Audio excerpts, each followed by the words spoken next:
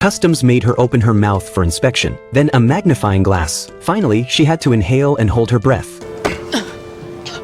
She thought she'd make it through customs, but this was just the beginning of the nightmare. The second stage was the medical examination. The prosecutor asked her to undress, naked in front of a strange man. She obviously couldn't take it. It is not a request, Miss Dutton, it is a requirement.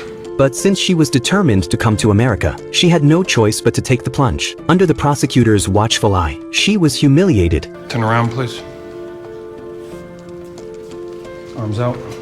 Not only did the prosecutor go through her like she was opening a suitcase, he made her lie down for a more extreme examination. And when the woman questioned him, he is not afraid to face the woman's questioning. Then back to the ocean go.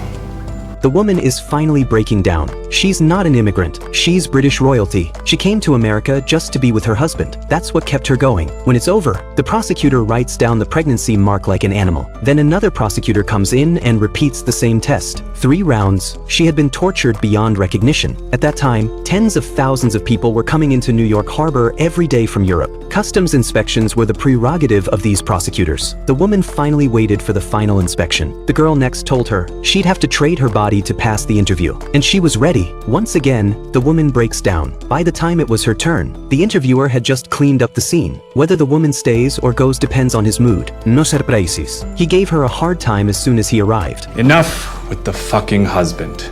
The woman knew what he wanted, but this time she didn't give in. As you strip us of our dignity and inspect us like cattle, you regard me with no decency or compassion, all in the name of preserving a freedom I've seen no example exists. In fact, I would say this is the least free I have ever felt in my life.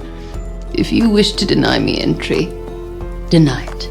By now, the interviewer looked ashamed. The United States doesn't keep idle hands. Immigrants must have the skills to survive. The woman picked up the book of poems on the table and read it fluently. The interviewer was completely captivated by her. At this moment, the woman finally landed in America. You've lipstick on your neck. Might want to remove that before you head home to the missus.